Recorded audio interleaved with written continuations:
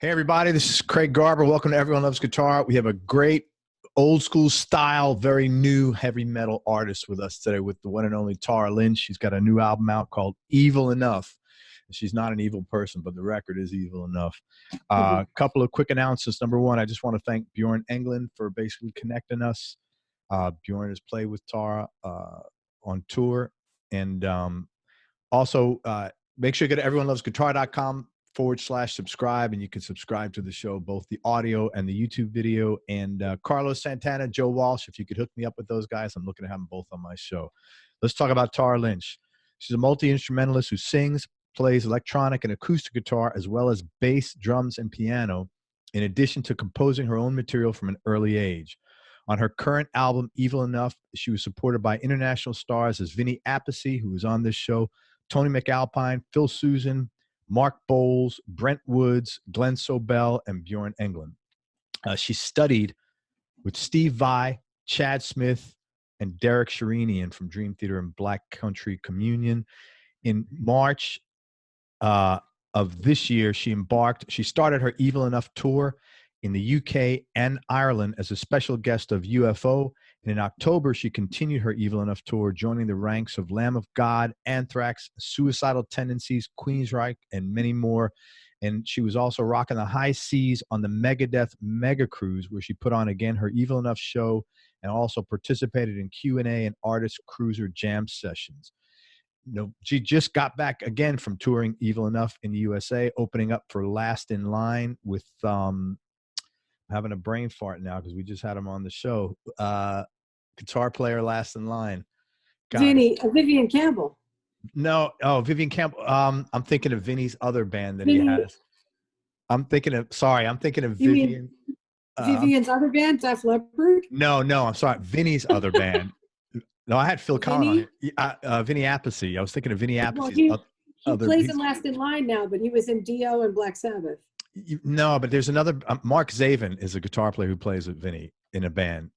I don't know what that is. Never mind. It's having a senior moment here. Anyway, thanks for coming on the show. It's a great record. I really enjoyed it, and I appreciate your time. You're really accomplished musically, and you obviously study with some really serious people. I was curious, take me through your path as far as your training, and how did you start? How did you start studying? How did you find, or why did you pursue these guys to learn from? Well, I mean, I started playing guitar. I'm completely self-taught. So I didn't even sit down with those guys until I had already been playing the instruments for over 30 years. So that's why I say studied. I didn't take lessons or anything. I just studied with them for fun and enjoyment because, Steve's a friend of mine, and Chad I met through a charity auction. And when you get to hang out with guys like that, to sit down and study with them is a dream come true because, regardless of the fact that I met them in a personal way, I'll never stop being a fan as long as I live. Yeah. I'll never get jaded. I'll never get bored, and I'll never act like I don't stink. So, I go, hey, let's rock, So, yeah, I mean, but basically, when I was about 11, I finally got the nerve to pick up my brother's guitar. I have a brother who's almost 6 years older, and he played. And he, being that I was 6 years younger, don't ever touch her or I'm going to kill you. You touch it and I'll kill you. We're from New York. So I was like, ooh. By the time I was 11, I was like, you know what? F that guy, man. I can't stand this. I wanted to play for like years, And finally, my hands were like big enough. And I was like, okay, you know what? The hell with him. So the minute he left, I picked up his guitar and just, I did exactly what I always heard and saw. It just came naturally, just from watching and listening. So I play by ear. I don't read music. I don't write music down. Actually, I have to record it straight in. Right. And that's with all of the instruments. I taught myself everything. So I studied with those guys later on. What was it was first guitar, and then you start so let me ask. Always a guitarist first, always. So I wouldn't call myself a drummer. I'm a guitarist that can play drums. I'm a guitarist that can play bass. I'm a guitarist that can sing. Right. In other words, guitar is always number one for me. Everything else was added on, basically. Couple of questions. One is like, what you're pretty driven, obviously, to do all that, especially to do all that on your own. Um, where does that where does that drive come from, and what was in it for you? Like, why I did you was, push? you mean to do it professionally finally? No, Or I to mean, do it just at all what, in the first place? yeah, to do it all in the first Okay, place. What drove you? let me tell you, I'm a weird little kid. I was a very strange little girl. Instead of going out and playing in the street with the kids, I was more interested in staying home and listening to the radio. And I would literally write down the songs as they came on, because it occurred to me that it happened in a loop, and I'd get to hear my favorite song again. In about an hour, they would play it again. And I'd sit there and I'd write it down, and then I'd wait to see if they announced who the artist was. I'd run across the street to my record store. I'm 5 years old doing this. I learned to read by the time I was 3. I was a fluent reader. I don't know, weird. So I ran across the street to the record store. I was a latchkey kid. Both parents worked. Yeah. Nobody was watching me. So I literally ran across the street to the record store, and I would go and find these records and sit there and just like paw at them and look at them and ask the big man to please put it on the record player.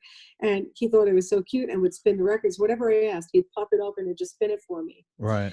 And I would just sit in there all day on the weekends, and then after school, just constantly. I'd get out of school, I'd go get a slice and a Coke, and I'd go straight to the record store. And I'd say, put on Alice Cooper, put on Kiss, I was always into the rock. Yeah. Oh yeah. That's So wild. I just ate, slept, and breathed it. And then I wanted to do it. So I was always singing along until I picked up an instrument. Yeah. Yeah. Were any of your parents musical, or was there music in your house, or this was just your outlet that you found? My father was very much into music. And I think he played drums as a kid, although I never saw him do it in my lifetime.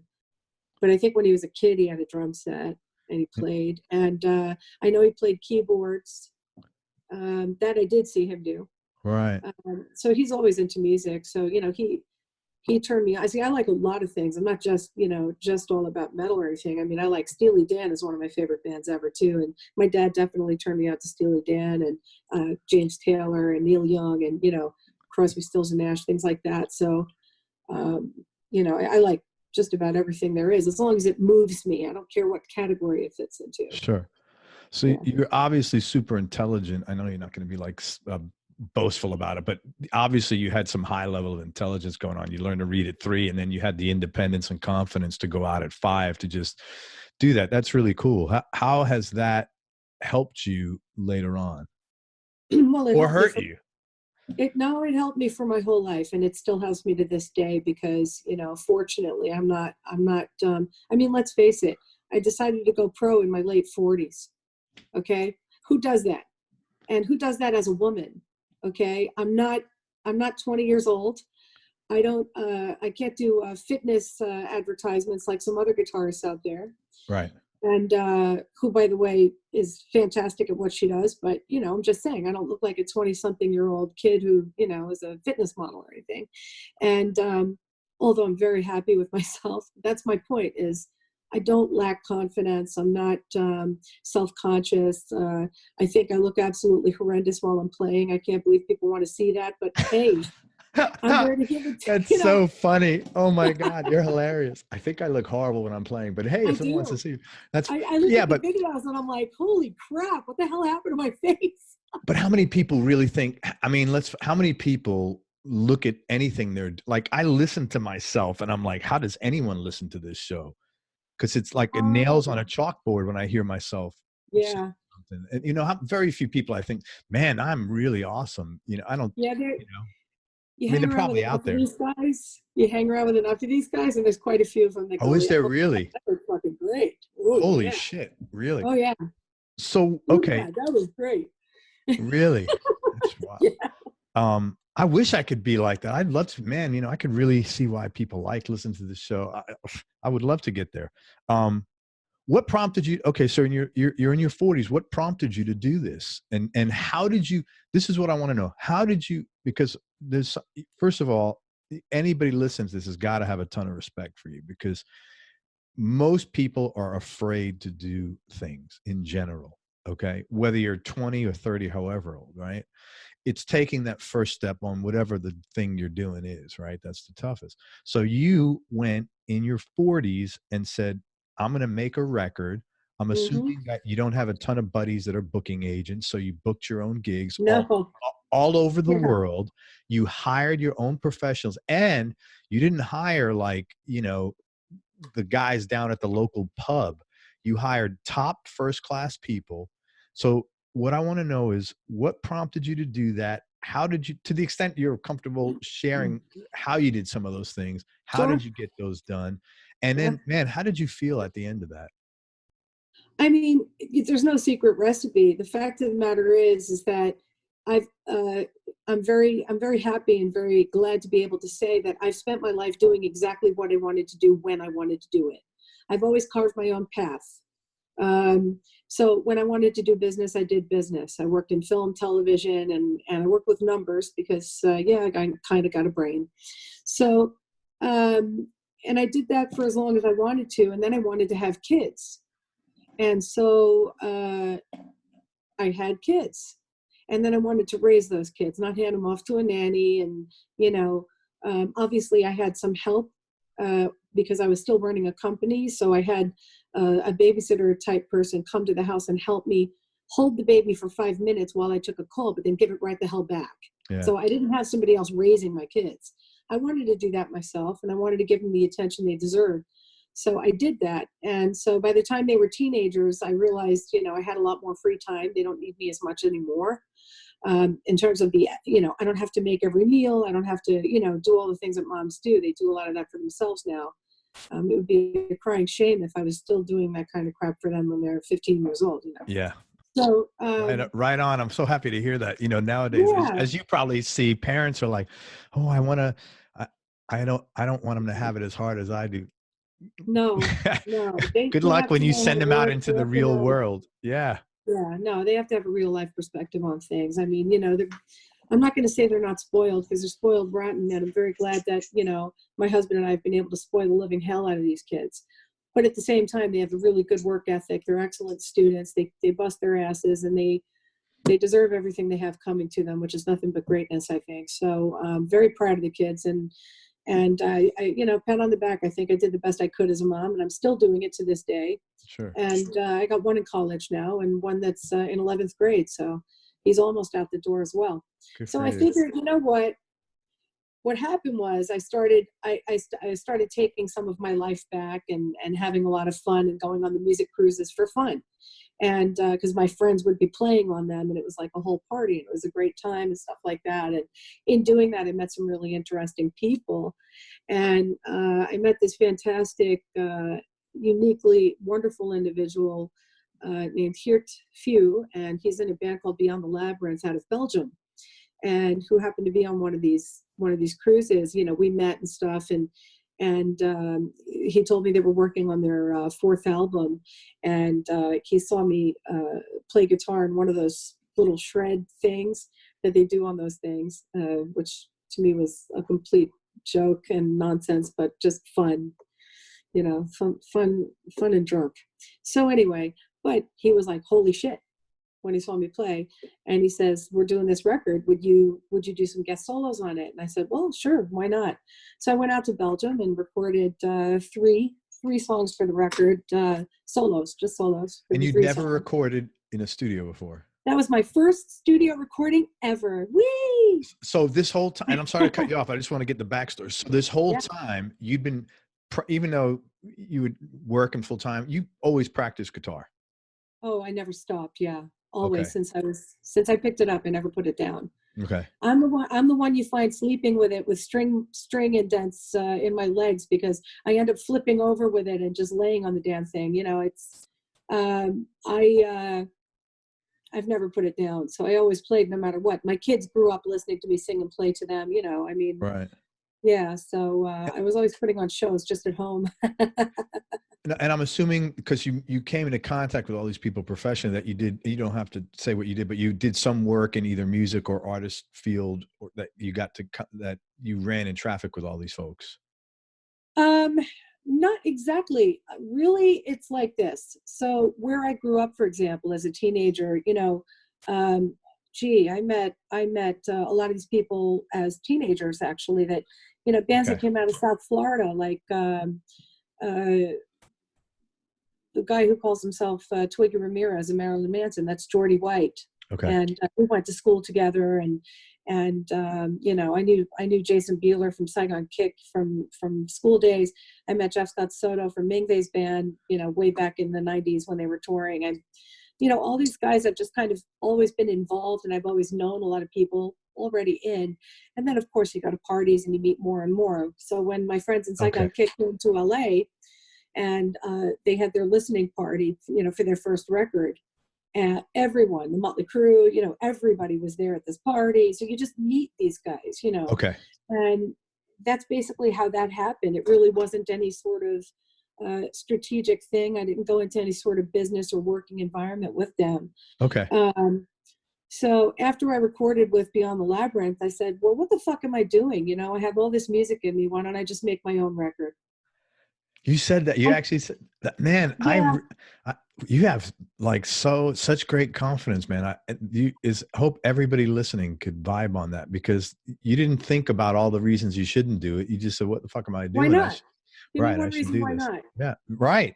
None, zero. Why not? I mean, Yeah, I always knew I was destined to do something musically at some point. I knew it would happen at some point. I would decide to finally just do it, because I was asked all those years, are you ever going to do this professionally? And I would say, I just don't feel like it. No, I don't feel like touring. I don't feel like, living in a recording studio right now. My kids were small. I'm doing what I want to do right now. It's just yeah, not, it just wasn't what I wanted to do yet. I know what's involved because I know all these people and what it really looks like on the yeah. inside. I did not want to do it yet. I And, wanted to make sure that I did it on my own terms and that I had the time to really focus. and obviously, because you were putting the time in all the time and falling asleep with your guitar, that your confidence level was always there with the instrument. That was not an issue. No, never an Yeah, issue. that's great. No, no, I mean, but that's also partly because people, it's funny, I do a lot of these interviews, and some of them are, they're just looking for trouble. Like, I did one recently, and one of the questions was, what guitarist can you not stand? And my answer was, I cannot stand that question. I'm not even answering that. So my confidence is what it is, because guess what? When I play guitar, you get what Tara Lynch does. Yeah. You get what I do, what comes out of me naturally. When Steve plays, same thing. That's what comes out of him naturally. Shanker, it's what comes out of him naturally. My point is that everyone has their own special sauce, Right. and their own fingerprint and their own tone and everything. And you can't go around saying, this guy is better or worse than this other guy or girl. You can't do Yeah. that. That's not fair, because everybody is different. Art shouldn't be compared in terms of better and worse. Yeah, Either that's you like love very it or you juvenile don't. thing to do, to be honest. That's Well, it like, is. It's incredibly juvenile, but that's why I've never had an issue with just throwing it out there, because, well, if it's for you, great. I'm glad you like it. If you don't, move on. There's lots of other yeah, wonderful yeah. people out there that might move you. If my stuff doesn't, then fine. I'm not afraid of rejection. I'm not afraid of someone saying, you suck. I mean, Right. it's funny. People come up to me after gigs and they're like, holy shit, Ann Wilson and Joe Satriani had a baby. They think, That's kind of, do you think being older when you started this gave you that perspective? Because you know what it's like, as you get older, you just give less fucks in general about what other people I think always about gave you. less fucks. I gave Okay. less fucks when I was 10. Okay, cool. And that got me into a lot of trouble Yeah. in school. when I was a school kid. I never gave fucks because I always felt like everybody was just, I was surrounded by idiots, you know. Come on, don't hold back here. Well, I mean, the fact of the matter is if I got in trouble for something, I wasn't like afraid of getting in trouble because I'm like, well, what are you really going to do about it? Yeah, what's going to happen? Yeah. We don't bury people up to their necks and stone them here. So what are you really going to do? What, I can't go out for 5 days? Big deal. Yeah. No problem. I'll just stay home and play my guitar. No problem. Yeah, you know what I mean? Like there was nothing. So I've just kind of always been that way. But I will say this, and this is true. If I'm playing someone else's material, that's where I get nervous. That's where I lose my shit. That's where I will choke. Why is that? Because it's not mine. Yeah. Because it's automatically going to be compared because you actually have. Oh, yeah. You have a frame of reference. Yeah. Correct. That's where I lose my shit. And that's why I don't like playing other people's music. I'll just pretty much do my own thing. So let me ask you this. The I don't give a fuck, where did that come from? What do you think that came from? Oh, well, probably like where did you get so tough, basically? My brother kicked the shit out of me for the first 10 years of my life and until I finally hit back. And I've just always been hitting back ever since. So good for you. That's pretty much, I'm not going to thank him for doing that because he was a jerk. But I mean, he was 6 years old. You're so funny. Imagine a 12-year-old kicking the shit out of a 5.5-year-old girl. Yeah, that's a bit out of control. Yeah. Just saying. That's pretty much where it comes from. Yeah. It's two things can happen. Either you're going to cave in and become a very meek person. Yeah. Or you're going to I'm not a violent person, so enough is enough, then I break. When the cup runneth over, that's it, it flows. Sure. So at some point, I just got really upset, picked up my mom's 1970, God knows what platform shoe and hurled it in his face. Good for you. And when he bled, he stopped beating the shit out of me anymore. That was it. Good for you. At some point, I was just like, from that point forward, I'm like, don't even try it. That's it. Don't even try it.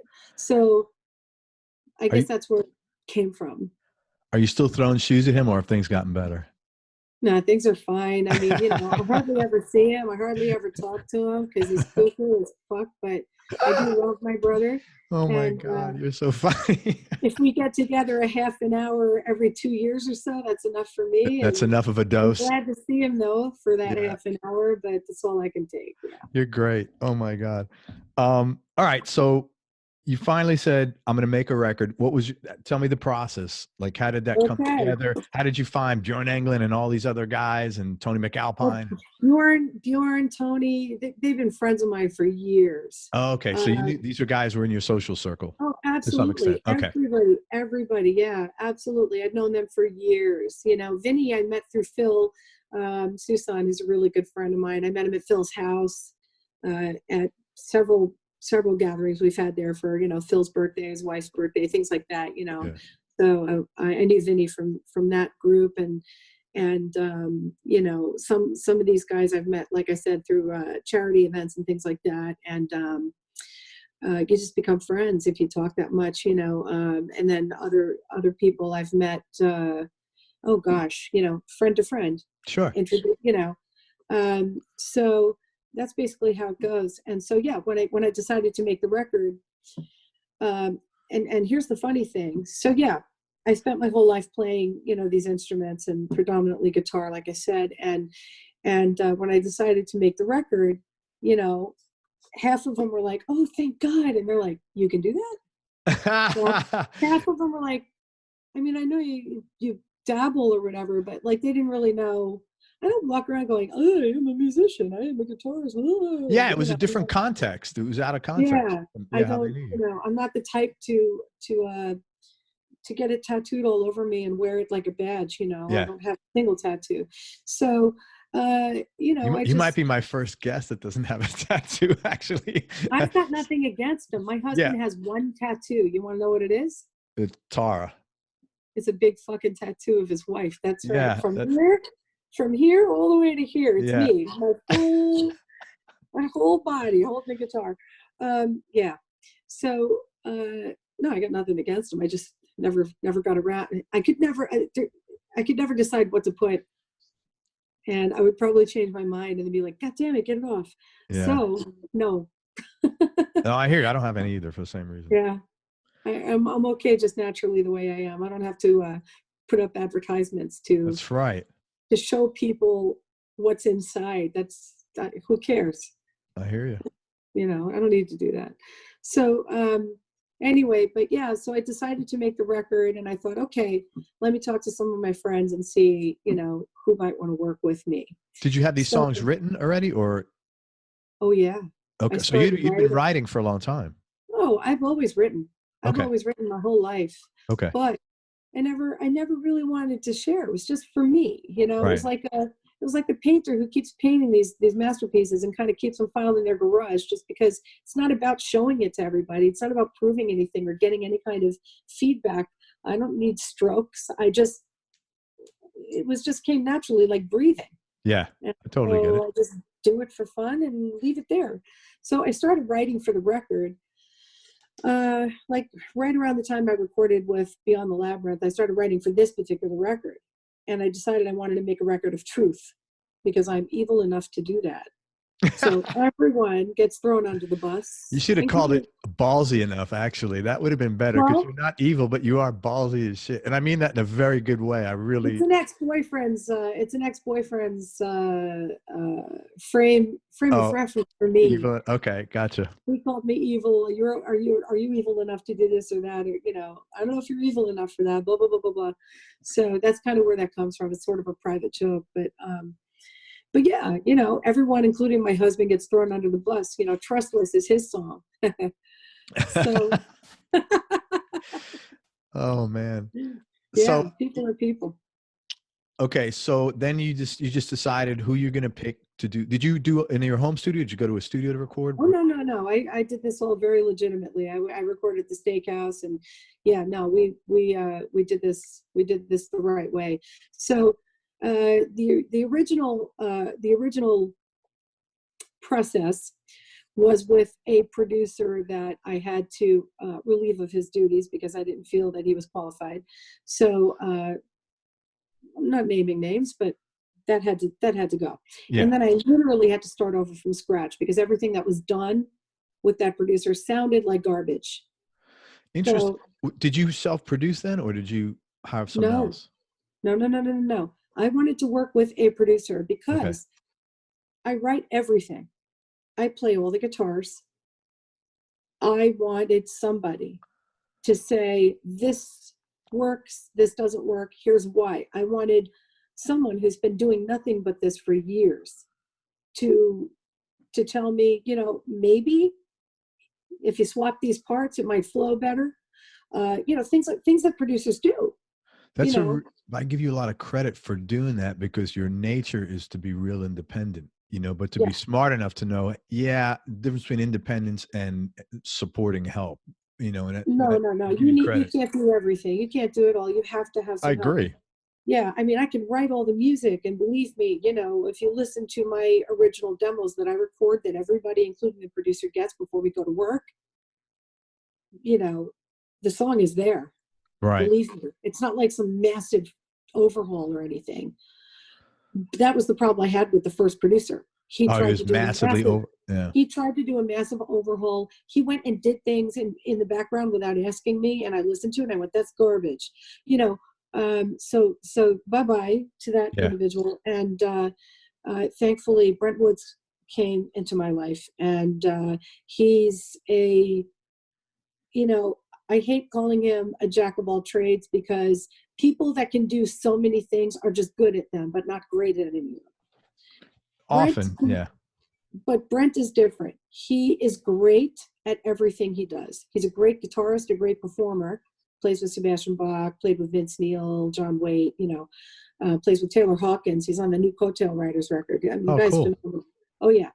So, but he's an amazing sound engineer. He's an amazing mixer and a phenomenal producer. So I recognized that in him shortly after meeting him. Right away, I could tell this was my guy. This is who I want to work with. he would make sure that everything got recorded properly. The first producer didn't know jack shit about recording sound or anything. Oh, That's wow. why sonically it was horrible. I was like, no way. Did Brent So- mix the record as well and engineer it? Oh yeah. Okay. Oh, yeah. Very cool. Along with another guy, John, over at the steakhouse. Yeah. Yeah, but most importantly, he produced it. And, I couldn't have worked with a better person, and I can't wait to work with him again. But I definitely chose the right guy and chose the right team, the right studio to work with. It was, the album was recorded between the steakhouse and Brent's studio, Woodworks. Okay. So it was between those two, and it was perfect. I'm very happy with the sound of my record. I'm very happy with the production, and as far as who do I pick for each song? Yeah. Well, that's very, very, very personal. When I wrote Evil Enough and Trustless, those two tracks, I wrote them with Mark Bull's voice in my head. Okay. I knew I could call my friend Mark and say, if you're not busy right this minute or whatever, or if you could just take, a day or two out to record these two tracks for me, I'll love you forever. And he did. And I'll love you forever. Me love you long. Absolutely. Absolutely. And so, because it was his voice. Yeah. I only heard him, not me. I heard him singing those songs. Mm.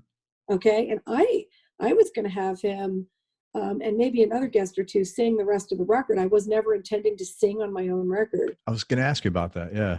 Well, okay.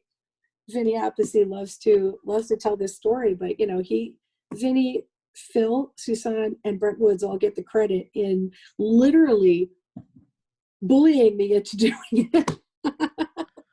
I wasn't going to do it because I'm not a tremendous fan of female voices in that genre. Okay, just not your thing. It never really appealed to me. I have mad respect for Doro Pesch because she works. She's fine. I have no problem there. But there's most of the other ladies in that genre, it just didn't appeal to me. And Sure. I hate saying that, and I'm not afraid to say that out loud, so sue me, but, it just wasn't my thing. And so I thought, well, I'm a woman, and it's going to sound like a woman, and it's just going to not really, I think, serve that particular mood very well. So I wanted Mark to record because he's got one of my favorite voices on planet Earth. Ian Gillan was busy, so right. I can call that guy. I don't know him, and I can't call him, so that's the problem. You know what? He's got such an incredible voice, man. Ian Gillan's got my favorite voice ever in history.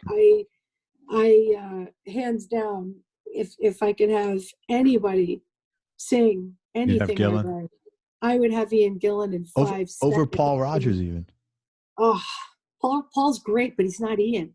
Yeah, well, he's not a metal. It's a different thing. Yeah. Well, no, Ian's got a very, very unique and particular tone and delivery that no one else on planet Earth has or has ever had since. And that's the voice of my dreams, really. So he wasn't available. Oh gosh, if I could only get to that guy. Hey, let's put it out there. Ian Gillan, if you're listening, Tara is getting ready to do her next record. Yeah. Hit her up. You never know. Just put it out there. Yeah, who needs Deep Purple? Come on, Ian. Everybody's got a side hustle nowadays. You know that. That's right. No, but as a tremendous credit to Mark, there's nobody else's voice I could possibly think of or dream of for those tracks. So, I think Mark is one of the most underrated guys of all time. That guy everyone should know his name. Everyone should know that voice. Wow, he's extraordinary. And enough people do, but I think, on a much larger scale with a voice like that, oh my gosh, such a tremendous singer and a beautiful human being. He's a wonderful guy. So anyway, but yeah. So when I choose the guys for my tracks, it's a very, very personal. Whose beat, whose sway am I looking for? Well, it was always Vinny's on the drums, but I have 2 tracks on the record that are more progressive, Exit the Warrior and Enigmatic. They're instrumentals, and they're of a more tribal and sort of progressive nature in terms of playing. And I thought Glenn Sobel was perfect for that. You know, it's So, funny. Sorry, real quick. I've interviewed well over 600 people, and I am not a guy that gets starstruck ever. The one person I interviewed that I felt weird with was Vinny Appice, because mhm. Mob Rules is like one of my favorite albums of all time. And it was so like, I was like, this, and it was just so funny talking to him because of that. Yeah. It was really, again, I'm not starstruck. It was just a weird thing. I'm like, wow, this is the guy who played on one of my Well, favorite. you should be. You should be. Vinny is one of the original heroes, and still is to this day. And everybody should be starstruck when they meet him, because he is that important. He is that That's what it was. His importance. influential. Yeah. He is that important. He is that influential. He is that tremendous a person with an unbelievable history. Yeah. And, you know, uh, he's always in the Rock and Roll Hall of Fame in my head. Yeah. I'll tell you that. You know, what a bright, interesting guy. Oh yeah, he's phenomenal. As like nothing to do with music. I mean, he's a really bright, really interesting guy. Yes. Shocked. Yeah. Anyway, sorry. That was only, every time I think of that interview, that was the only one I was a little weird on. Yeah. Sorry, go ahead. So you're picking. So Vinny was, and then you had these two progressive tracks. Vinny's my favorite. He's my favorite drummer on planet Earth. I love Vinny's playing as much as I love Ian Gillan's voice. Yeah. So, you know, nobody has a hit in the sway like Vinny. He's got a very unique delivery. He moves like nobody else. His beats, his thunder, his sound is completely unique. It's as unique sounding to me when I hear it as Eddie Van Halen's guitar. Right. Like, you always know it's Eddie. You always know it's Vinny. Yeah. So, you know, all I could think about was, you know, for my music, for the stuff I write, absolutely him. The progressive instrumental tracks, I chose Glenn for those, because that's more his speed. You know, he does a lot of that stuff, and you know, when he's not playing with Alice Cooper, a lot of that kind of work, and I know that, and so, you know, he was perfect for those tracks. Vinny and Phil together are the world's best rhythm section ever. Yeah. You know, Phil's got a beautiful delivery on his bass. So, I mean, just listen to the intro to Antidote. It's the two of them. It's amazing. Oh my God, when they started playing it in the studio, I almost fainted. It sounded so good. What a beautiful thing to hear my music being played so beautifully like that. Yeah, that must have been a really cool thing. Okay, so once the record was finally done, did you look back on it and say, man, I did this shit. This is good. Did you like give yourself a pat on the back? I mean, I don't mean an ego pat on the back. I mean, just like, man, you know, I got this. I did this. This was really just a satisfaction pat on the back. Absolutely. Good for you. Yeah, you should, because it's like I said, everybody's afraid. It's more like, well, I'm glad I did what I know I could do. I'm glad that I made this happen, and it actually worked, you know, and that it was overall just a tremendously wonderful experience. And, you know, I'm very happy that I've got such wonderful friends in this business who are willing to honor my music the way they did with their best ability, you know, and I'm proud of myself, sure. Yeah, why not? Should be. Yeah, you should be. Yeah, of course I am. Yeah. That being said, but more importantly, I'm proud that I can after they badgered me into singing my own tracks because I do all the demos. I play all the instruments, so I record all the demos. Right. When these guys get the music to learn it, I've recorded everything already. Okay. So when they hear it for the first time, they're hearing, you know, what came out of my Logic system from my house. So Tara playing everything and singing everything. Well, they liked my voice for some odd reason. And probably because it sounded good. I thought they were pulling my leg, because Brent, being the excellent producer he is, well, he was telling me from day one I should sing my own stuff. Like, what the hell are you doing having guests singing? You should sing it. And I would just laugh at him going, yeah, right, ha, ha, ha, ha, ha. And I was stupid, and I wouldn't listen to him. And he hates me now because Vinny and Phil come in. They badger me all day about it. And then finally I'm like, okay. And he's like, oh, well, if they tell you, you'll listen. If I tell you, you won't.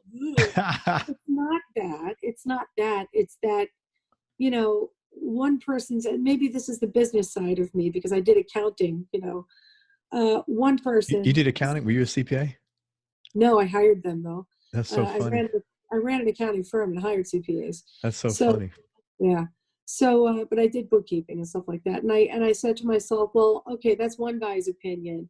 But when three people with the backgrounds they have the same opinion, and you realize after several hours of getting nagged that you're not being punked and this is like for real, you go, well, shit.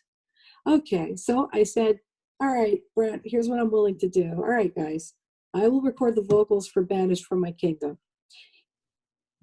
If I like the way it sounds in the end, then I'll go ahead and do the rest of the songs. And I won't get any more guest vocalists. So we did it. And the first thing out of my mouth, you know, after Brent mixed it and, you know, said, okay, this is it. I said, well, that doesn't suck. Wow. You know, that actually works. Okay, shit. And then I just went ahead and recorded, you know, Cringeworthy, Antidote, Unbreakable. And, you know, that's the reason why there's 2 tracks with Mark's vocals and then 4 with mine. That's really cool.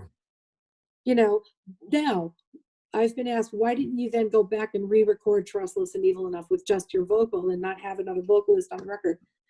My answer is, have you listened to those 2 tracks? Why yeah, I can I scrap those vocals? No, I can understand that. That makes no sense. Not to mention, here comes my confidence again.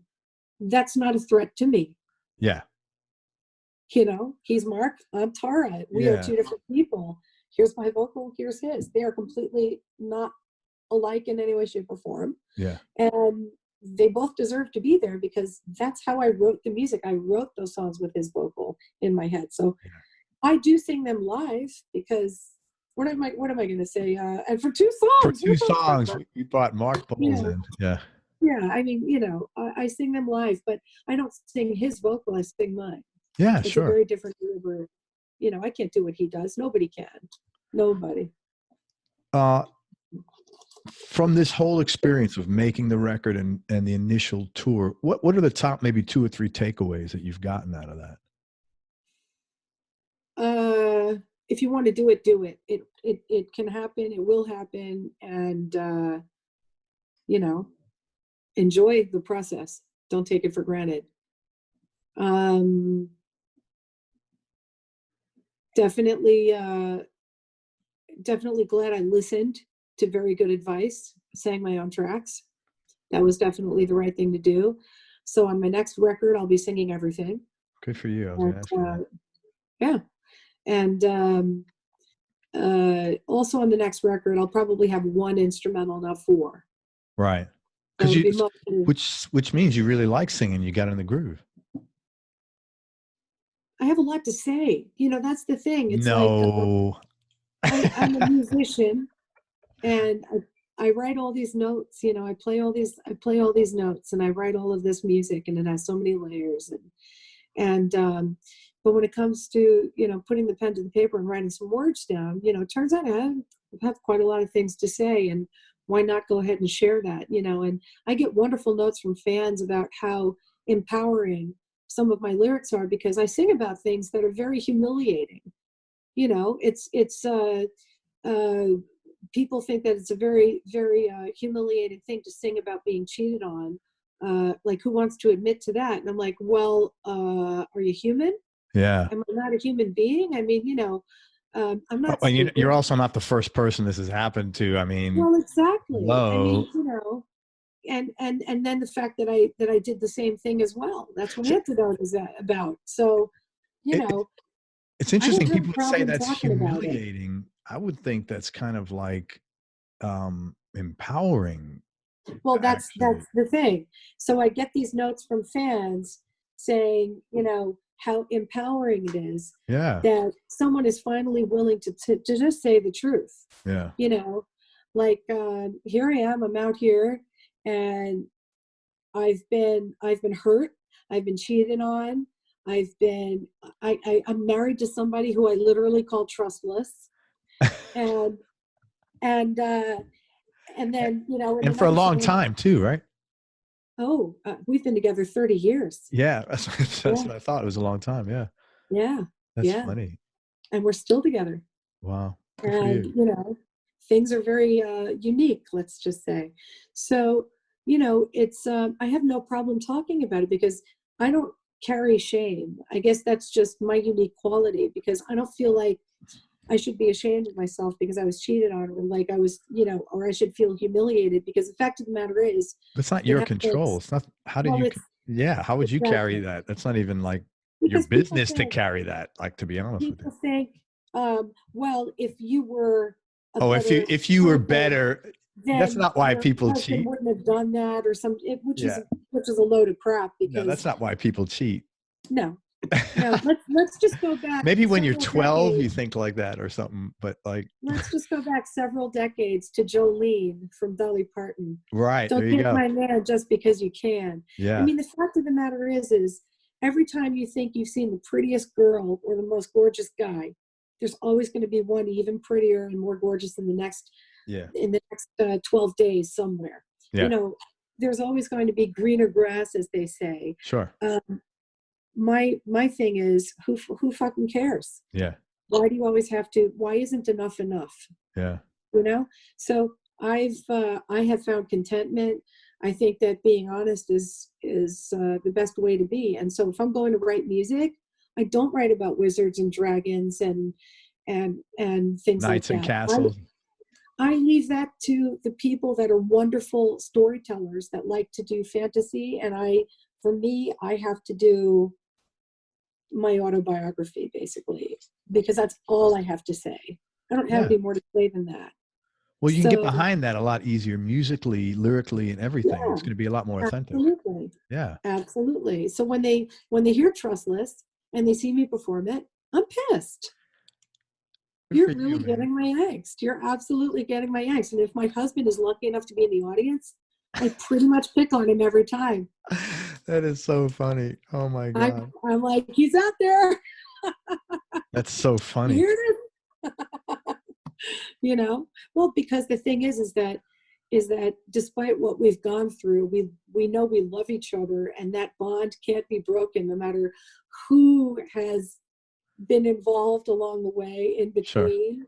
Sure. Doesn't matter. It still ends up with the two of us no matter what. So I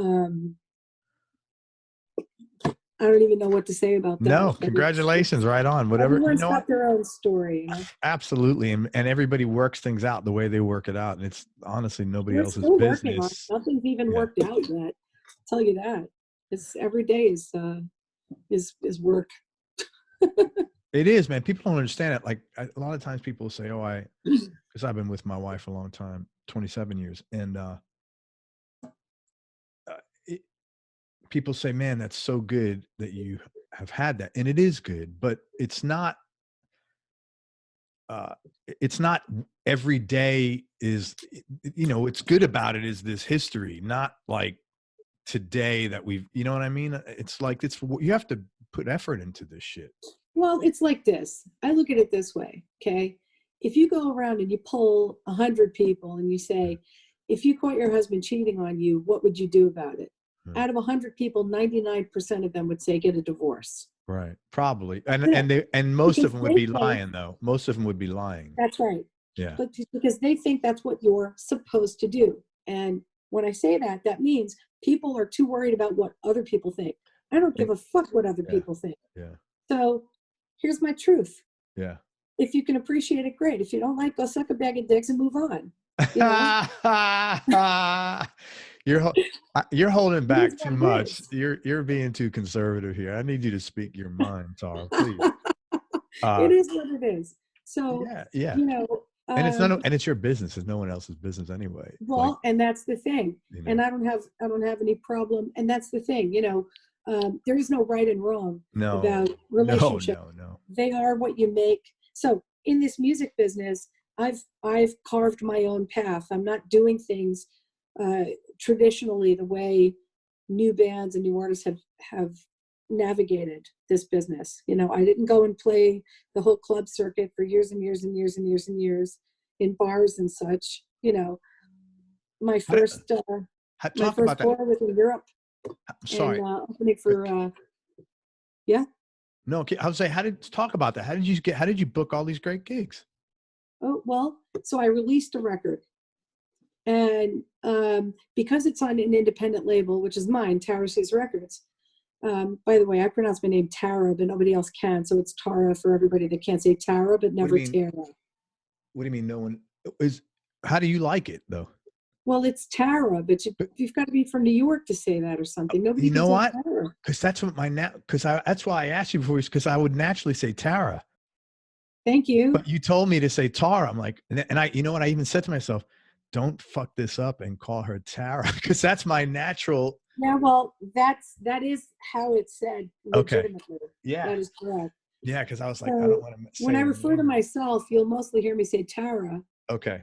But so many people can't say Tara, and they say Tara, and I hate that. It's like tear a piece of paper in half. Yeah. So, okay. So I tell them Tara if you can't say Tara. Okay. So, can I say Tara? Because that's much more natural for me. Okay. yes, thank you. Please do. I was like shitting. I was like, I don't want, because I never want to mess up someone's name. You know, it's just like, I don't want people to think I'm disrespectful. So like I had a guy on one time, his name was Mario. Yeah. And like 10 minutes into it, he goes, you know, my name is not Mario, it's Mario. I said, man, I'm really sorry. You know, and I'm from New York City. It's you say Mario. Mario, right? And he goes, start over. And I'm like, what the fuck? Like, why don't you tell me this the first time I messed it up? Why would you wait four times later? But you know, whatever. That's funny. Bygones. But it was thank you, Tara. Go ahead. So you didn't carve a traditional path. No. So basically I put out the record and it was very well received. I got a lot of really great press, and you know, a lot of people started following what I was doing and, you know, watching the videos and stuff. My antidote videos got almost 1 million views. You did a really good job on those videos. Thank you. Yeah. So, you know, basically I always let people in all along the way. I used to post videos of me literally writing the record. That's cool. So you see me sitting there in my studio doing all the, you know, playing every part of every song that's on the record as I'm writing it. You know what? For somebody, and I don't know, maybe you are schooled in social media marketing, but people always ask me, how do you do things? I'm like, just open the door to your life to people. If you want them to be interested in you, give them something to be interested in, show them your creative process. What are you doing? What are your struggles? What are your highs? What's challenging, you know? And then ultimately they just talk about themselves, and I don't get it. Yeah. Here's I don't talk. I usually don't talk. I just you should talk, because you're pretty interesting. Actually, you should open your mouth, because what comes out is like interesting. It's good. People would be interested in that. No, seriously. But a lot of people are, you know, they like, oh, I'm eating lunch. Great, man. I've fucking never seen anybody eat lunch before. Let me get some more of that, you know? That's funny. I mean, I don't watch any of that stuff. Oh my God. It's horrible. You know, I know that that there are a lot of artists that get stuck in old traditional ways of doing things, and they're like, oh no, man, I don't want to use new technology because that sounds like shit, and it should be done this way and that way and stuff. And I've never been that person. I've always been okay to move on with the times and things like that. And I recognize, you know, what people are doing in this world. Maybe having younger kids, you know, helps too. But I always recognize the value of social media. In fact, I think without it, I wouldn't be talking to you right now. I don't know if anybody would have ever heard the record, because 100% right. It's an independent label. So as an independent label, and it's not a known independent label either. There's also that category, by the way. I'm basically the kind of label where it's literally mine. Yeah. 100%. Okay, well, that means Nielsen won't register me in the ratings. So I can't chart anywhere. I didn't know that. That's really interesting. So the only way you can get charted is if you put out other people's records. Oh yeah. If you have to be on a label that they won't even listen to it unless you're on a known label. And you can't get on satellite radio. unless you're on a known label. It's very, very, there are a few, there are, you know, a handful of people who have squeaked in there only because they knew somebody Right. at the satellite radio station Interesting. I had no that was idea. willing to do them a favor. But yeah, without being on a known signed label, you can't have any real statistics anywhere that Okay. are proven. So the only statistics I have are social media statistics. Right. And I know that I've heard of services where you can buy followers or whatever these people are doing, which I think is really stupid because they're not going to be your customers. They're just Right. somebody sitting in Indonesia somewhere that clicks like, or I don't know what, I don't even know how that all works. All I know is that you can build an organic following, but I also learned that unless you advertise and run those sponsored ads on your stuff, no one's going to see it. They won't deliver it. I have Correct. 104,000 subscribers on my Facebook official page. Okay. And if I post something and I don't give them, you know, $5 or $10 to boost it, Right. it Very only few gets people. served Yeah. to a couple of hundred people or 1,000 at the absolute most, which is really sad because my following is organic. You Sure. can't buy those followers. You can run $10 million worth of ads, but if they don't click like, nobody forces them to click it. They have to want to follow it. They have to like it. So my following is organic.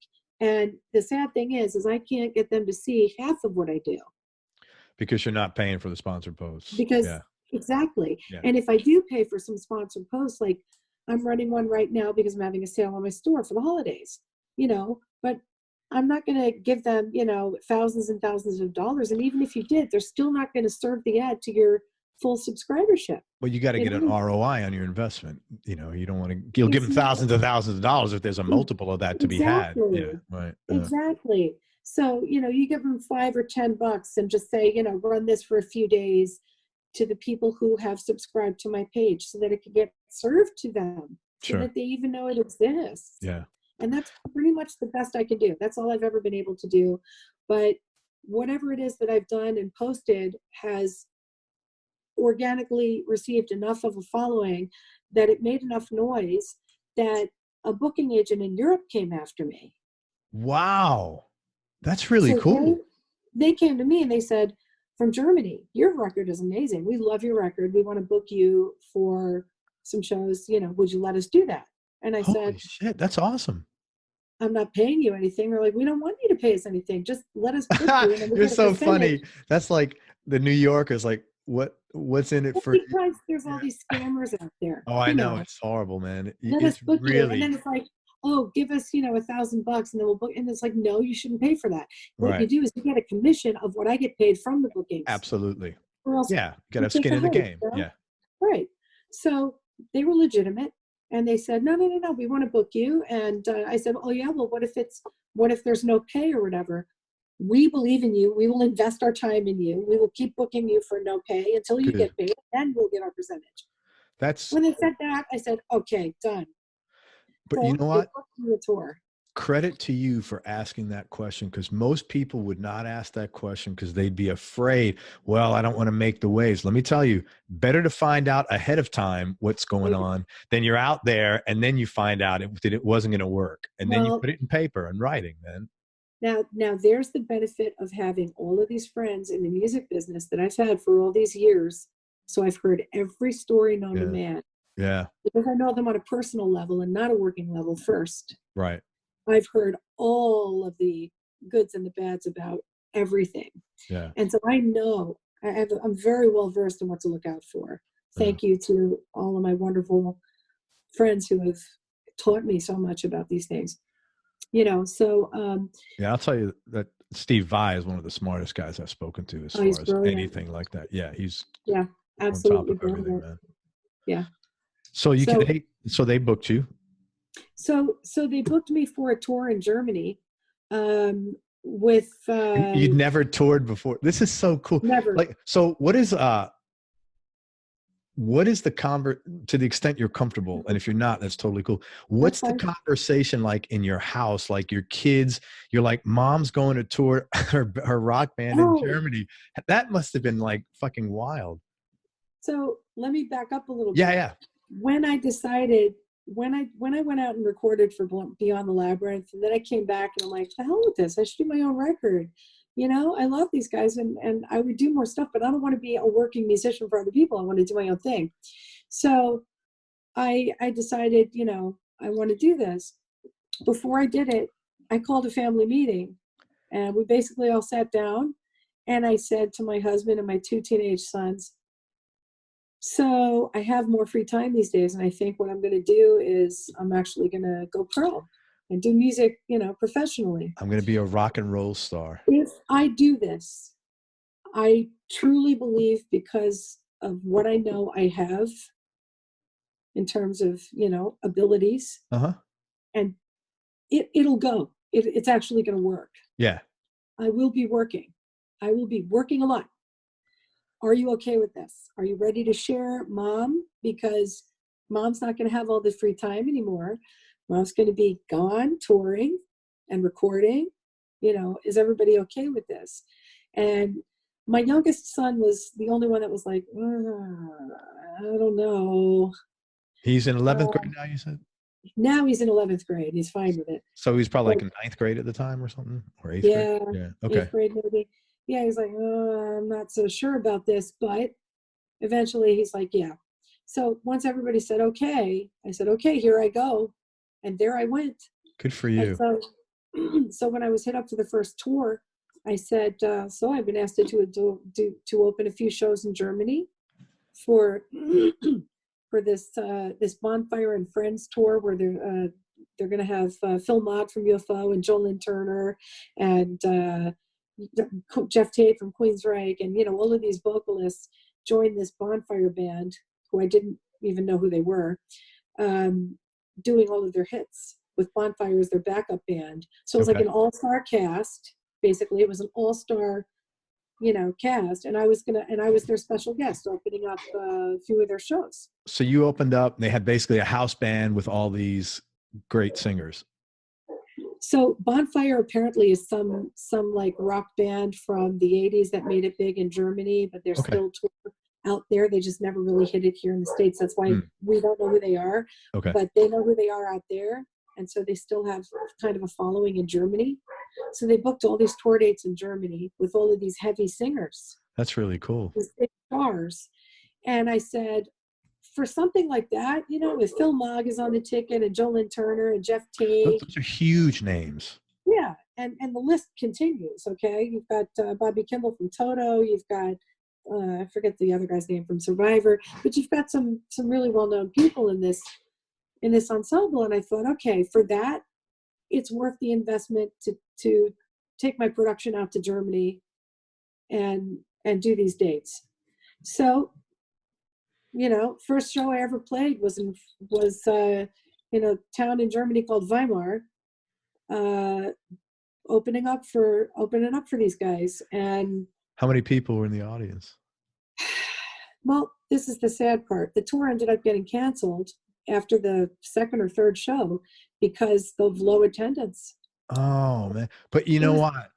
Maybe it was in a way not a blessing in disguise, but you went out there. You didn't have any. You probably had a lot less jitters than you would have had if there's 10,000 people there. No, but you want to hear something really great? Yeah. First show I ever played, Weimar, Germany, out there in the middle of nowhere.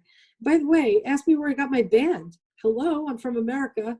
Yeah. So I called my friend Vinnie Moore, who he's been in UFO for all these years, but he's also got a solo career. And when he does solo tours, he'll usually use local guys from wherever he's touring. Because he's a solo artist like me. I'm a solo artist. So I said, help me out, hook me up. So he hooked me up with Joe Lazarus, who's Steve Harris's nephew from Iron Maiden. Steve Harris. Yeah, of course. Yeah, Joe Lazarus, a phenomenal drummer, and he lives in London. And then I borrowed the guitarist and bass player from Uli Roth's band. Uli Okay. John Roth wasn't on Sure. tour at the time, so I called them the Knicks. They're a fabulous couple of guys, and to do those shows, and that's where I had a great band, fantastic band, and we did the one show in Weimar, and then the tour got canceled. Oh, But guess what happened? I'm sitting in my hotel downstairs. It's like a boutique hotel in Hanover, having breakfast in my pajamas with no makeup. My hair's not done. Basically, I look my absolute worst because it's like a little place. You just go down there and eat breakfast in your pajamas and go back up, you know. And in comes the manager of UFO, and the guy that was my tour manager for that little run. Again, thank you to Vinnie Moore for introducing me to these fellas. Well, they came and said, you know, we saw your show. You're amazing. And that's where I got the UFO tour. They offered me that. wow. That's really cool. They said, we'd like you to open up for UFO on the Last Orders tour. You know, I'm going to talk to the guys about it, see what they think, and we're going to work it all out. And it all worked out. And it was a fantastic time. You know, 5 weeks of playing in front of thousands every night for my first tour. Not bad. Not bad at all. No, I'd say it's great. That's really cool. That's a nice story. By the way, when I played that show in Weimar in Germany, Right. there was somebody in the front row wearing a Tara Lynch t-shirt already. Already. Yeah, they already knew my work. They were fans. They were already excited. Just in the small crowd that was there, you know, for being the opener, there was already people wearing my t-shirt. I mean, that's pretty great. So let me refer back to when you said to your family, if I do this, it's going to work. Okay. Mm-hmm. How did you know that? And are you like that with stuff in general? Like if I decide to do it, I do it. Like no matter what. No, but it's what I'm not, you're talking about if I decide to do it, I'm going to do it. But how were you that confident of the outcome? Because I'm not just a musician and songwriter. I also know how to run a business. I know how to navigate through people. Right. And I know how to, you know, make a good deal. I know how to pick and choose. I've been offered other tours. I've been offered record deals. I turned them down. Good for you. Because I knew that it would amount to nothing but a headache. Oh, yeah. So I won't just do anything. I'm very picky and choosy about what I decide to do because it's got to be mutually beneficial for both parties. Yeah. In this business, if it's only one-sided, forget it. It's not going to work. Fair means being fair to me and fair to you. That's what fair is. Yeah. It's got to be beneficial in both directions, you know. And it's very hard these days because these days, you know, it's very much a pay-to-play atmosphere. You know, if you're not headlining, most people are buying onto tours now and things like that. So there's a lot of competition to get onto a tour now because you've got you know, local schmoes getting their grandpappies to donate all kinds of funds and buy on to these tours. And, you know, some of these bands don't give a rat's butt if they suck or not because they're just a filler until they get on stage, you know. And I think that's a really crappy perspective. And so, again, it has to make sense in both ways. You know, traditionally an opening act is there to warm up the house for the main event. Sure. Not to piss them off and make them feel like they're wasting their time, you know? Absolutely. I won't, for example, if somebody came to me and said, and I'm saying this out loud in your interview, like right now at this stage of my career, it would be completely stupid for me to open up on a stadium tour of stadiums. I won't play places that big yet because I know that it would be a complete and total waste of my time. It's my label, my production cost. I have to pay for the cost of the production. I'll never make that money back in a stadium because in a stadium, I can't meet and greet fans after the show. Take pictures. Not at all. I can't sign their t-shirts. I can't, as an opener, can't do any of that. And in a stadium, nobody bothers with the opener. They're out getting their beer and pretzels. Absolutely. You know, so why would I spend that kind of money to bring my production into a stadium when there would be no return? It wouldn't do anything for me. It wouldn't be any kind of exposure. I would get more out of playing in front of 4,000 people in a hall, because I can play that show, and then I can go out by the merch booth and just stand around there and actually have FaceTime with people. And that's how you And build that grassroots organic following. that's what I've been doing. And that's what works. And that works for me because I actually want to meet the people that enjoy my soul. Yeah, That's what my enjoy and music support is, you. Yeah, yeah. you know? I think that's great. That's So great. that to me is a more worthwhile, endeavor. No one's going into this business to get wealthy, because that's just stupid. Right. Right. Half the people you think are wealthy in this business actually aren't. Sure. They're just eating. They're just like making ends meet. It's not for that reason at all. It's because I felt like it was time to share. Well, and then when someone connects with you, that the vibes that, hey, I met with Tara, she was great, and then that's your best publicity ever. Yeah. Being able to bring that organically out into the rest of the world. Well, exactly. And so that's why, it's at this point, I just want to keep doing more, like you said, more grassroots type shows where I can get out with the people after I play and actually meet them and hang out and sign things and take pictures and show them how much I appreciate them as well. Yeah. Interestingly, I've never opened up for anybody yet to, like, not many people. I'm working to not many people. So I basically have, I want to say, I don't know, it's always been at least 90% of the people already in the room by the time I hit the stage. That's great. That's which really, the people that play for me, the guys that back me up, they've been doing this. I always use the best of the best, and they've been doing this their whole careers and their whole life. And they all have the same thing to say. They've never seen so many people arrive for an opening act. That's great. Yeah, but you did a lot of work. You did a lot of work for it. As far as getting good music out there, and doing your thing on stage. Yeah. What were some, to the extent you're comfortable, some low points or dark periods you've had to go through in life, and how'd you get through them? In life in general? Yeah, whatever you want to talk about. I mean, I've got a very, very thick skin, so I'm pretty resilient, but I would say I'm probably going through the darkest period right now. My mom is ill, and she's my greatest hero and the greatest person that's ever lived for me. My mother is my angel, and I hate seeing her fight the way she has to fight for her life right now. She's got pancreatic cancer, and so we're dealing with that. And I would say that's definitely the worst thing I've ever had to face is, my mom hurting and going through treatment. She's doing very well, by the way, in fact, as well as you can at this point. And I'm so happy that she's still around, but I hate that she has to keep fighting like this. Sure. Yeah. So yeah, that's basically it. I'm going through it now, but I'm trying to make everything work all at the same time. I call her almost every day. I'll be seeing her the day after tomorrow. I'm going to visit her. I go as often as I can. Is she still here in Florida? She's in Florida, yeah.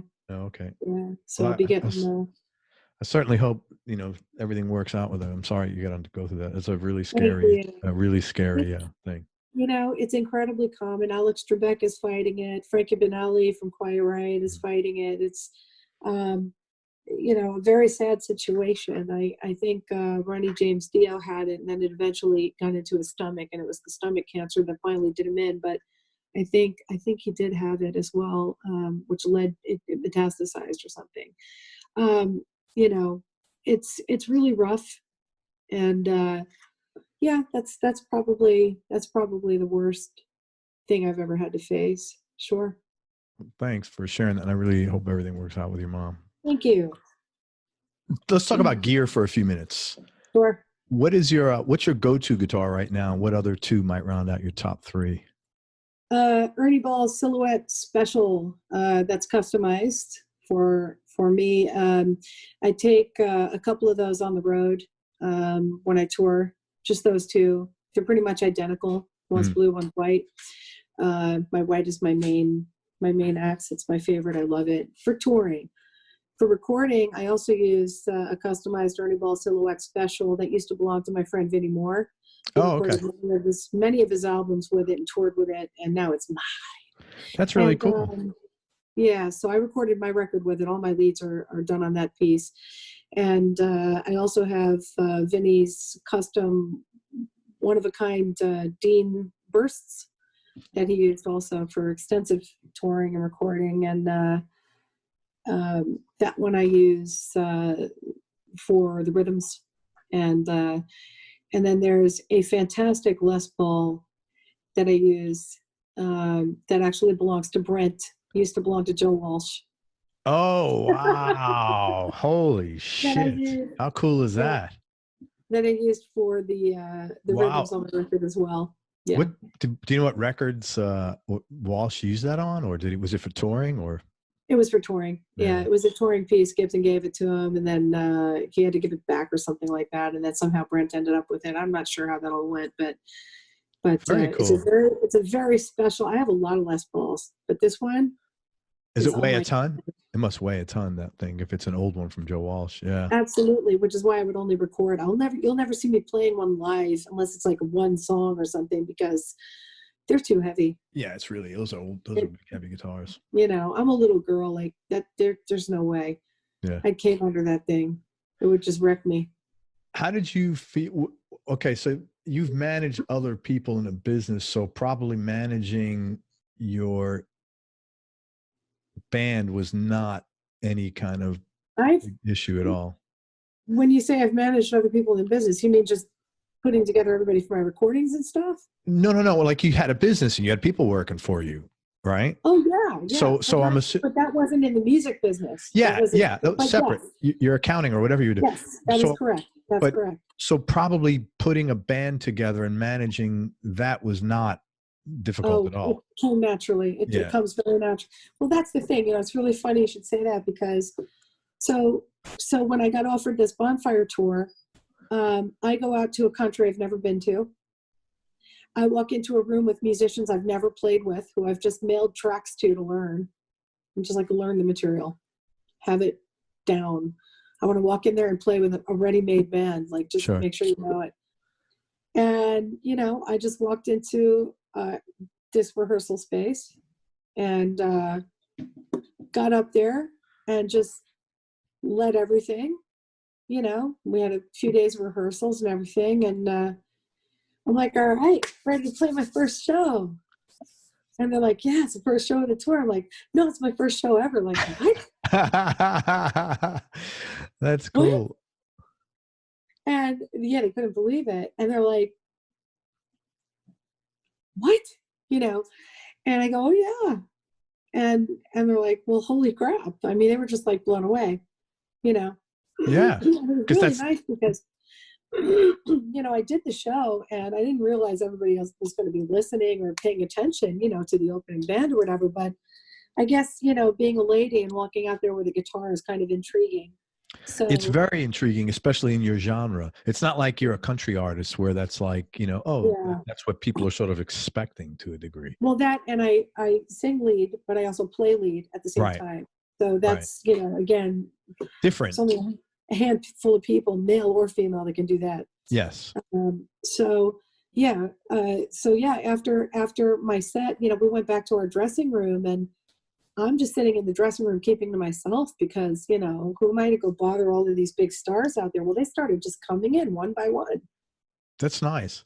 They introduced themselves to me and I was just like, oh my gosh, okay. You know, like I made an impression. I mean, that's great.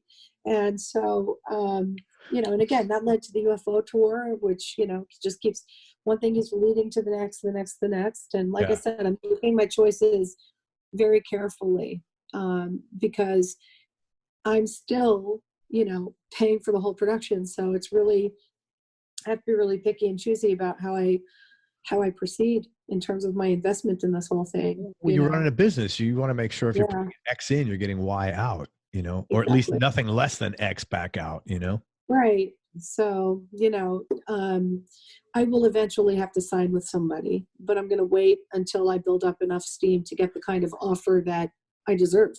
Let me ask you a question. Why are you so sure of that? How do you know in the next 6 months your Facebook following doesn't double? Even if it quadrupled, you still have to sign with somebody if you want to be registered on any Oh, to get, chart yeah, of okay, to any get registered on kind, charts. Yeah. Well, and to get played on any kind of satellite radio. Now, terrestrial radio is playing me. I've gone, I've been played and in rotation on terrestrial radio stations around the world, even in Ireland, and stuff like that. But you still, they're not gonna touch me. They're not gonna touch me yeah. without That that part. kind of backing. You Yeah. know, That is a shame. yeah. Yeah. So that's why I'm gonna have to cave in and eventually do that. Unless I make some kind of new thing happen, which, by the way, is very It's possible, possible. and I'm working on it. Yeah. But I'm also not 20, and I don't have 20 years to get this thing off the ground. Yeah. Right. So Time is not your friend in this situation. no, Yeah, I no. get it. So at some point, I may have to let somebody else.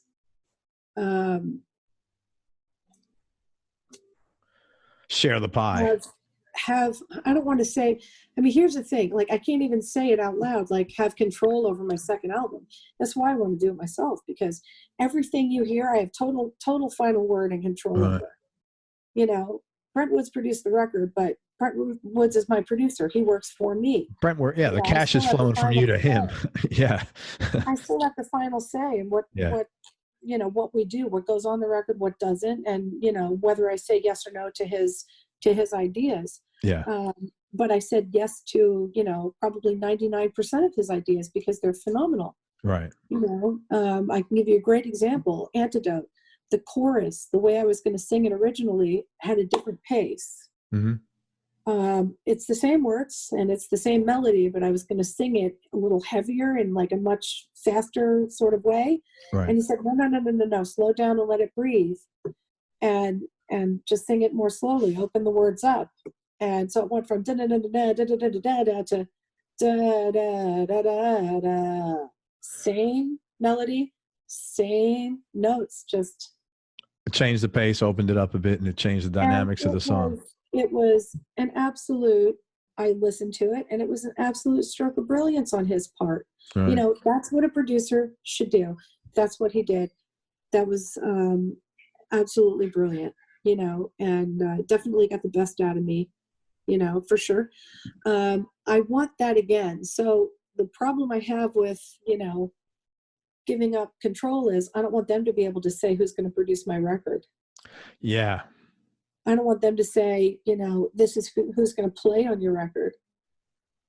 I don't want them to say this song isn't going to make it on your record and this one is, right, or not. I have a hard time with that. Yeah, I bet I would have a hard time with it as well. And especially now that I've already done it myself and have been successful. Yeah. With it. Well, maybe be optimistic. Be optimistic. Maybe you're going to get a company that's going to work with you. First of all, you're going to need someone. You're a real strong personality.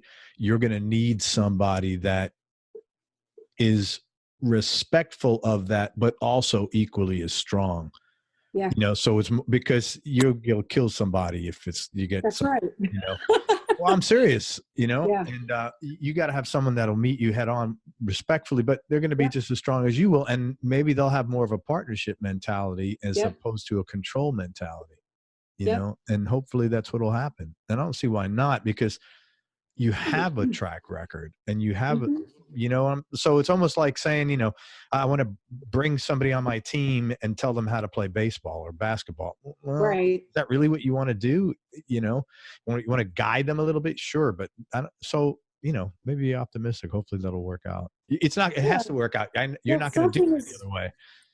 Exactly. No matter what, something is going to work out somewhere, and again, I'm obviously going to try and hang on to everything very closely as long as I can Sure. until it doesn't make sense anymore. At which Yeah. point I will then let someone share the responsibility. Let's think of Yeah. it that way. Yeah. That's how. The outcome of things, and because you do at some point, again, nobody can do everything alone. So, No.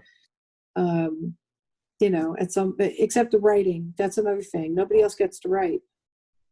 Yeah, I don't think anybody's going to want to. Yeah, I think those days. I write my music, but those days. It's Carlin's writing. Yeah, but those days where the record. Hey, why don't you collaborate with this person? Those days are really, I think, kind of gone. Oh, I would hope so. Yeah. I would hope so. But now, if you were stuck and you had a bunch of tracks and it didn't work, that's a different situation. Well, then I wouldn't proceed, because let's put it this way, okay? If I put this record out and it was ill received and nobody liked it, nobody cared, and some guy in another fucking country didn't show up in the first row of my first show ever with my damn shirt on, and he ordered from my website or bought before on his way in or whatever, however the hell that happened, I was shocked. I was like, what the hell? But that must have made you feel pretty cool. Yeah, and some people were singing my songs back to me from out there. I was like, wow, people really, really genuinely like the music, Well, you're also doing the right thing at the right time in the right place.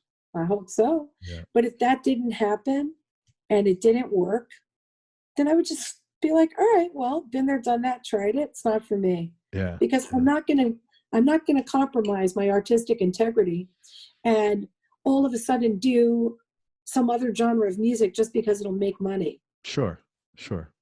I'm not going to just go and play with some pop act just so I can make money. That's fine for people to do. I'm not putting down anyone that does that, but I didn't go into this in a band full of people. I went into this as Tara Lynch, and it's going to end as Tara Lynch, and nothing will change that, because that's the only way I can do it. So it's got to be my music, my writing, my playing. Take it or leave it. Yeah, it has to be. You're the artist. So, hey, tell me your top 3 Desert Island discs. Just for now. Just for this minute. That's like damn near impossible. However, if I can only take 3, I'd pick Megadeth Symphony of Destruction.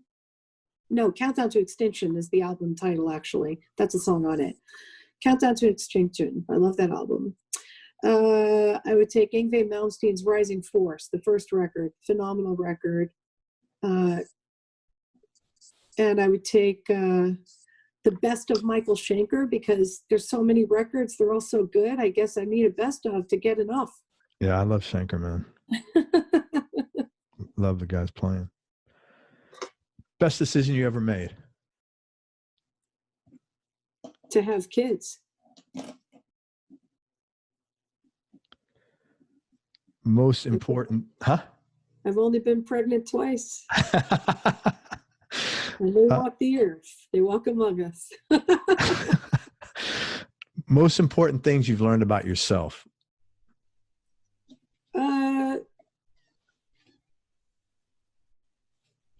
That I'm very lucky to be as strong and resilient and confident as I am, and that those are natural gifts, and I'm just really lucky to possess those natural gifts, because so many people suffer with insecurity, and it makes me very sad when it's ridiculously unnecessary for them. And I think that that's a genetic thing.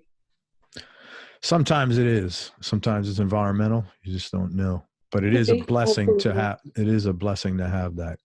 It's good that you recognize that. I've always just been my own person, walk to the beat of my own drum, and I don't have any problem with people thinking I'm weird or whatever. It's never been a thing for me. Sure.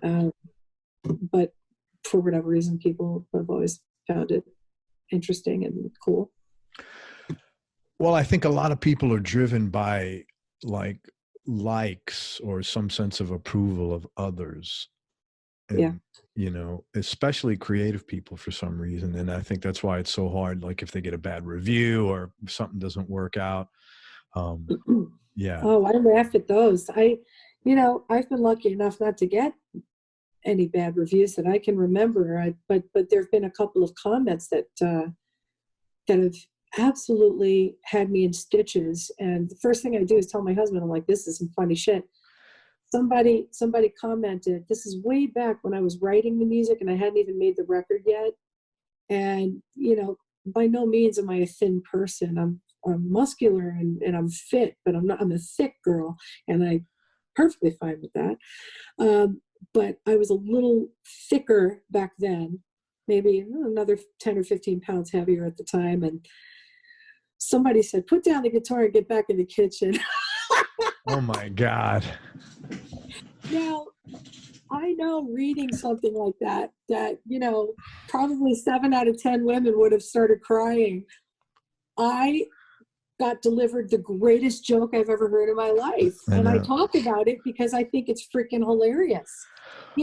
My point is, anybody that puts stock into some stranger that you're never going to meet, that sitting in their fucking in their mom's basement, eating Cheetos, insulting a woman who's just sharing a natural talent with people. I know it's like, you're really, that's going to ruin your day. Like, I'm sorry, to me that was hilarious. I love that. I bring that back. I bring that up all the time. Get back in the kitchen. Yeah, sometimes I'm like, I've played too long and my fingers are getting sore. I'm like, I better get back in the kitchen. Yeah, I know. It's weird what the stuff people say, and what's really weird to me is like how these people feel like, well, I've got to just share my fucking opinion. Like, where did that come from? Like, because I think that they're the kind of people that think nobody's listening to them in their daily life. There's no one to listen to their opinion. So they have to get the internet to listen to it. Yeah. They're lonely. I think so. I think that they're lonely people that don't have an actual person to share their opinion with. So they get online to share it with somebody, because we all need to get our thoughts and feelings out to somebody somewhere. Now I get them out to my husband and my best friends and my musician friends. Something funny happens, we're always, I'm in communication with all these guys all the time, talking about one thing or another, sharing jokes and things like that, sending funny little videos and whatever. I think that people that maybe don't have that in their lives, and they feel bad and they need to get on there, and what do they call them, trolls or something, and they need to be negative toward it's classic bullying. It's the kid that comes to the school and bullies the other kids is getting bullied at home. Oh no, for sure. You know what I'm saying? They're just passing on sore feelings. So instead of hurt people, feel bad for the bully and maybe try to help that kid, because obviously they must be having it really rough somewhere in their lives. Totally. Yeah. So there are people that pass on, that like to pass on the hot potato and burn people, and then there are some people that get past the hot potato and go, oh shit, throw it on the floor and keep walking. Yeah, I'm that person. Yeah, right. I'm the one that goes, ah shit, throws it out and keeps going, and then never thinks about it again. Doesn't care. No. It just keeps, Good for you. That's just how I've always been, though. So that's great. Again, maybe it was my brother kicking the hell out of me every day. No, but it's good. Listen, it's better that you're like that, because if you're gonna fold what if 1,000 people have something good to say and 1 or 2 people have something bad to say, it's like, really. No, who do you want to pay attention to? No, I'm more like Linda Hamilton in Terminator. On your feet, soldier. On your feet, soldier. No, you can't let nothing like that can get you down. That's not okay. No. Who's been the biggest influence on you musically and also personally? I mean, for people not like a musical hero. For people I know personally? Yeah. Like who's influence on me personally in music? Yeah. Probably. I'm gonna give that to Vinnie Moore and Brent Woods. Yeah, I figured you were gonna say Brent, actually. Yeah. I'm gonna give that to those two. Absolutely. And how about biggest influence on you non-musically, like personally? My mother. That's nice. She's strong like bull. What's the most I important get thing? it from her. I get the confidence from her. I get the, fuck them, don't let them bother you from her. All of it from Good. her. Yeah. Do you have any She non-musical? taught me to be independent. What's that? My independence comes from her. She taught me that. Do you have any non-musical superpowers, Tara? Non-musical superpowers. Yeah. Oh, geez. Well, I'm a pretty good race car driver. You I do that serious? yeah, I race my Ferrari. Do you Yeah. really? Yeah. That's so. Where do you race? Big Willow at Willow Springs, Indy Sports Motor Ranch in Arizona, Las Vegas Speedway, LA Speedway before it closed. I've dragged it places too, but I prefer road track. That's wild. Yeah. Good for you, man. So I'm a good driver. Besides racing your car, any other hobbies or interests outside of music?